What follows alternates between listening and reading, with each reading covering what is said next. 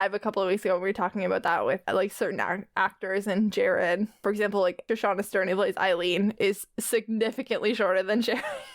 You're not getting them in the same shot. No. I think she's like 5'2" or 5'3" or something like that. She's very short. Oh, wow. Okay. He's I like always over a wondered foot that. taller. I'm like, wouldn't you cast someone who can compete with Jared? Like, they kept casting people who just couldn't. We're tiny. Yeah. They had to build ramps for Jared them. didn't want anyone taller. That's fair, but Jared didn't want really anyone hard taller than like a specific height. That's weird. I've never heard that before, Really? but I have feelings about that, Jared. Building the ramps is kind of fun. Oh, I dived deep into the fandom when I started watching, so I found like all these like random little facts, and I was like, it's like Jared really did that? Like what? Why? I'm gonna have to research that. I've literally never heard that, but that's super weird. I don't love that behavior. It would be really hard to be taller than Jared, like... Yeah. That would be a major accomplishment, but it's weird that he had like a specific height thing going on. Because like Jen isn't that short. She's like 5'4". That's about average. Yeah. I hope it's average, that's my height. I checked a while ago for writing reasons. Editing KJ here, and I have been Googling, and I cannot find any evidence of this requirement, contract detail, not even a rumor of it. So I guess we're gonna call this unconfirmed. But if anybody knows where this came from, where this started, has some supporting evidence for it, please send it to me or to the podcast social media, because I would very much like to read about it. This was really interesting to me. So if you have the receipts, please send them. Just, to get them, in frame together. No. Leftover boxes. Don't throw out the boxes. We need them for the short people. We know there are going to be more.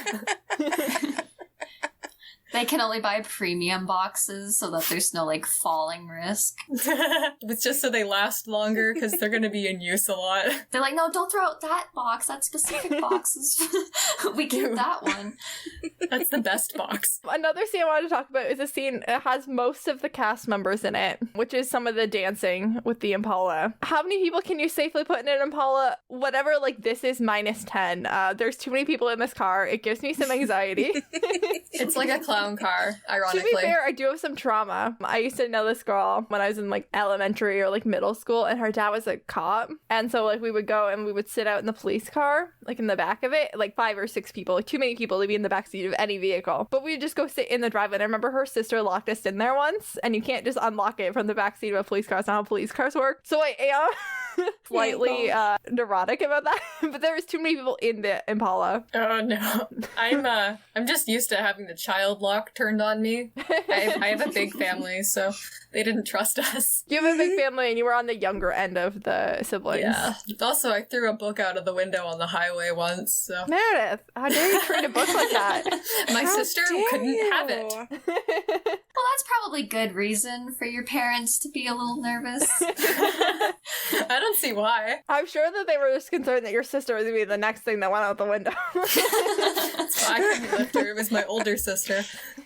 I'm sure your one younger sister is glad to hear you make that distinction. She's bigger than me, so... I'm just not a very big person. I'm just tall. Yeah, you are on the slim side. It's fine. It makes me able to fit through small spaces. Anyway, does anyone else have anything else that they want to add about either the first or second parody? I feel like we discussed a lot. I feel like it might have inspired... I don't know if we can talk about season 15 much. Yeah, we can talk about it. Oh yeah. Okay. Discussions are open to everything. Yep. Cool. So, I forget exactly which episode it was. I haven't watched season 15 as much as I've watched all the earlier seasons. Understandable. Yeah, and this one was towards the end, so you're kind of like, eh. But there's the one, it's the episode with, she wasn't the maid, but she was the maid, and she was like a fawn. And they're running around the bunker with the Ghostbusters music in the background. Oh, yeah. And Dean's in, like, his nightgown, his beautiful purple nightgown.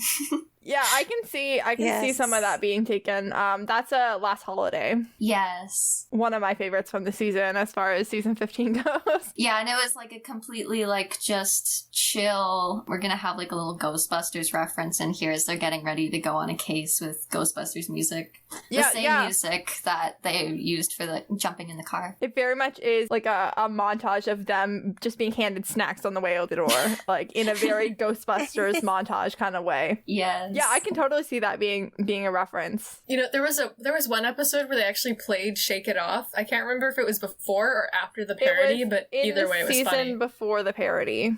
Man, so it inspired the parody. Yeah. Yeah, or maybe they knew the parody was happening. Hard to say. But it was the season immediately before the first parody came out. I love it. Supernatural and Taylor Swift, those are my two bases of knowledge. Yes, high school was interesting with her. Yeah. Meredith put up with a lot of Taylor Swift stuff she did not care about. It was mostly Once Upon a Time, actually. Oh yeah, it was a nightmare. And Grey's Anatomy. Those were the two things. It was Grey's Anatomy was the confusing one, because when you would talk about it with other people, there were so many times where I'm like, are they referring to me or Meredith Grey? Do I need to tune back into this conversation or no? There were a few times where I like actually responded and embarrassed myself. But yeah, no, these were honestly so fantastic. And I do definitely think that there are some references to them in the rest of the show. Like in season 11, which was the season that started immediately after the first parody came out, has a Ghostbusters reference in it. Obviously the second one wasn't out yet, but I think that also inspired, like the Supernatural's been making Ghostbusters references since season 1, so I don't think it was a stretch for them to have picked Ghostbusters for the second one. But I definitely think that like the show, especially the second one where the show was more involved, could have either influenced them or, you know, made some suggestions. Yeah, I feel like towards the later seasons, a lot of the writers started to go back to what they had done earlier in the show and, you know, kind of look at the ideas that had spawned online and stuff. So absolutely, I think they kind of each inspired the other at some point. Yeah, and like the writers definitely were looking online to see what fans were suggesting. That's probably a good idea, because the show got a little boring after a certain point. Like, I know like the fan convention one is very much inspired by like fan convention interactions. With some of the like, why don't Sam and Dean like use bungee cords and stuff like that? Like that's a pretty common Tumblr thing. I've definitely seen that Tumblr post. Well, in the first Hillywood, they had Dean with the rifle and then the hula hoop, which I am assuming is filled with salt. Because that's another thing that people were like, why don't they do that? That is a fandom reference. That is definitely a fandom reference. Like Hillywood obviously is, you know, part of the Supernatural fandom, care about the show. So I like that they did incorporate that kind of stuff. Yes. See, Hannah and Hilly are listening to your suggestions. They care about us. Yeah, they were like, what do the Supernatural fans want to see? Yeah, now we gotta wait for a third one so they can add Destiel. Oh my god, yes. That'd be kind of weird because they're sisters. Yeah, that is true. Yeah, Hannah that's true. plays Cass and Hilly plays Dean. That would be a little bit weird. I mean, as long as it didn't get explicit. Yeah, they could hold hands. That would be okay. Yeah, if There you we just go. word it a little more clearly than the show, because we still have some people like on the fence about that one. Speaking about the like finale, post finale, I did see a lot of comments that popped up underneath the second parody after the finale aired. If you go back now and you go look in the comments of that video, there's a lot of comments like, wow, they got more people back than the actual show did. Oh no! See, they care about us. Which is amazing. Honestly, I think that's hilarious. I mean, the writers can blame COVID all they want for not bringing anybody back for the last 2 episodes, but there were definitely ways that they could have, and they just chose not to. Yeah, come on. COVID brings out creativity. Okay, Jensen got Ty Olsson back for the episode that he directed. Why couldn't anyone else get anyone back? That's my question. My gosh, they got Ty Olsson back? Yes. I'm sold. Just for not even for anything very long either. Like, it was literally for like a minute. Must have been a good minute. So sad. But it was more than they did like halfway through season 15, which is where they're like, oh no, he's just dead now. Like, so we don't have to write him in. Yeah, good times. Honestly, this is not a season 15 discussion moment, but we definitely could. At some point, we will have to address season 15 as a whole. Preferably once Meredith's watched that far. We'll see what happens. Meredith's indifferent past season 12. She'll get there when she gets there. Yeah, I I'm working on absolutely it. respect that. That's kind of where I fell off too for a little while. Yeah, I wasn't even watching Supernatural when season 15 came out. I got it all spoiled on Tumblr. Until I said, hey, I'm doing this Supernatural podcast and I really need someone to do it with me. And I was like, oh yeah, maybe this show has actual, like, some really redeeming qualities. And it does. It totally does. It does. Like, it is good. I just, yeah. Maybe the best example of this is this. The fan-made stuff. I think the fan-made stuff that came out of the show is amazing. Yes. Like, it brings out Absolutely. so much creativity and talent and hard work. People that grew up watching the early seasons of Supernatural are adults now, and they're going to be, the next generation of TV writers and book writers and Artists. and like the fanfic that's coming out of Supernatural has been incredible. These kind of projects have been incredible, and there's communities that grow up around even just like these fan-made projects, not even the show itself, but just the fan-based projects that come up from it, and that's incredible. Oh my god, yeah, like the fan written works just by single people posting it online. Once in a while I find the most amazing writing talent ever, and I'm like, oh my, why don't you have 15 books published about something else at this point? I wish I had your work ethic. I'm a slow writer. Yeah, there's some people that just pump out incredible fanfic after incredible fanfic. I can think Sopsicles just puts out work after work, and they're all apparently wonderful. People will just have really latched onto this, but those people are all the up and coming artists of the next generation, and it's exciting to see that A, they are so good at what they do, and B, are so open to doing the things that maybe Supernatural felt that they couldn't do or weren't brave enough to do. Or maybe things they just openly had disdain for. Yeah, that the fan base has really just taken upon themselves to fill in the gaps for. It's like that Thanos meme, fine, I'll do it myself.